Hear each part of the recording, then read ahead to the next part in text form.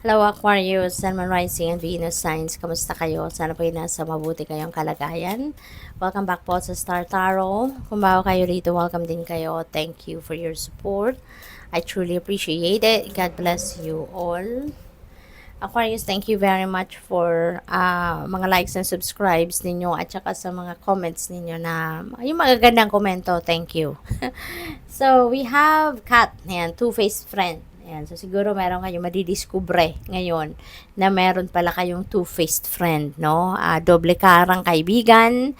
Maring merong pangyayari rito, no? Na mabibisto mo siya. Ayan. So, good luck sa iyo dyan.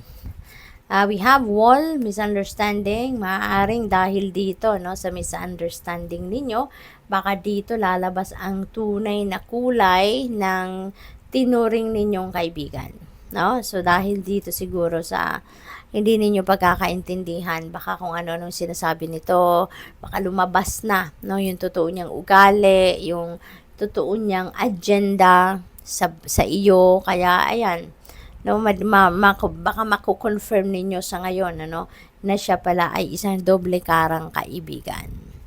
What else? We have bad, take care, enemies are working against you. Baka siya yan, no? Baka related pa rin ito, Aquarius, dito sa two-faced friend na to. Kaya mag-iingat kayo at saka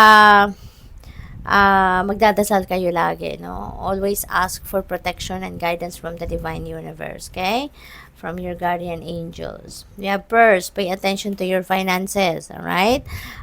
Isang napakalaking reminder din ito para sa inyo, mabantayan ninyo ang inyong kaperahan, ano? Baka si two-faced friend may access sa inyong investments, baka alam niya yung mga password ninyo, PIN ninyo. So, baguhin nyo ng mga yan. Okay?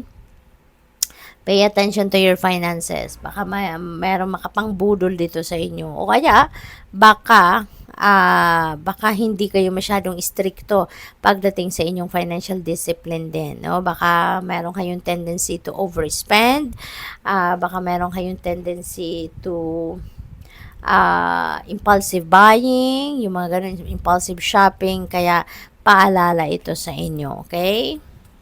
Financial discipline dapat pairalin.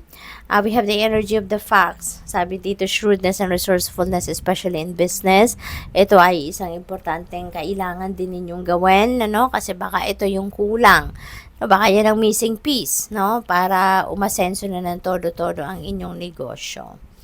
Goldfish, increase in material wealth or spiritual growth. Ayan, so napakaganda. Merong paparating na additional na pera, additional na kayamanan. Kaya good luck sa iyo dyan.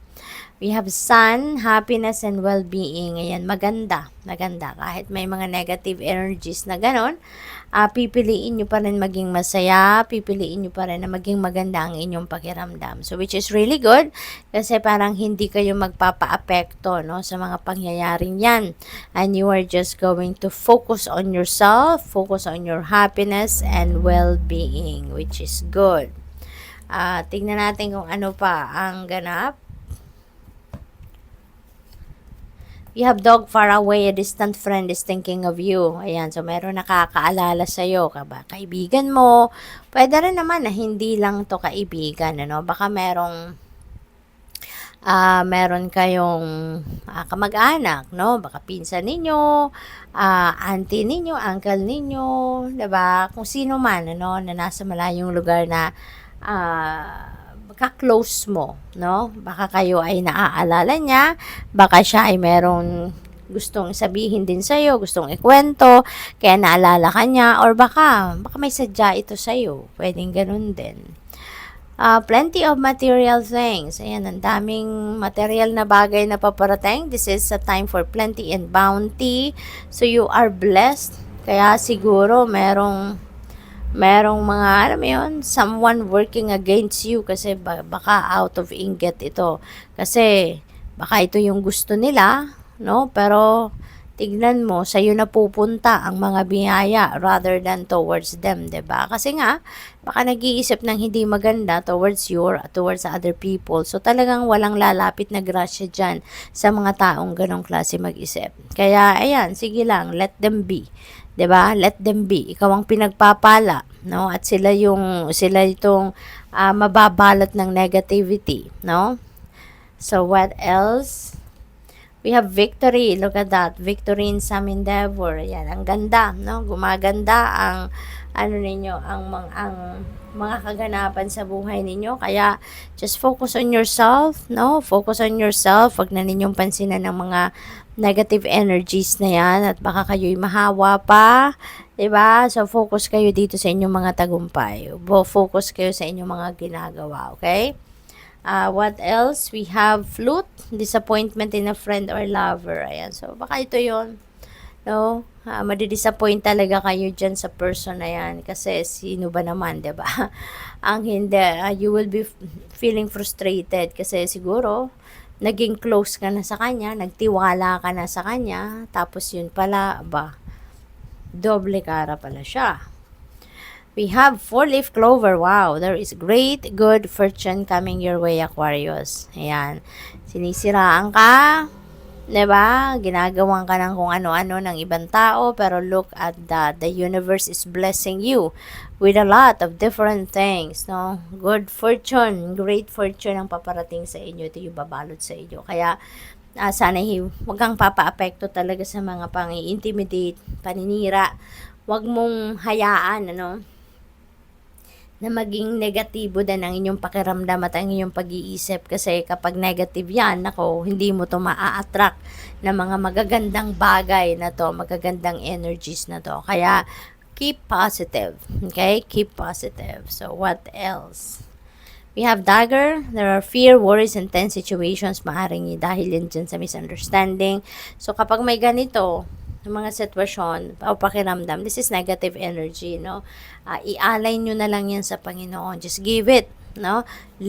Leave it to God, no? Let go and let God, kumbaga. And focus ka kayo sa kung ano ang ginagawa ninyo dito sa physical realm. Kung ano ang meron kayo dyan na pinagkakabalahan, continue doing that.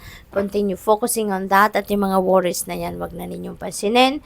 Ialay ninyo yan sa divine universe, okay? You have clouds, temporary problems that could be related to money, that could be related to these people.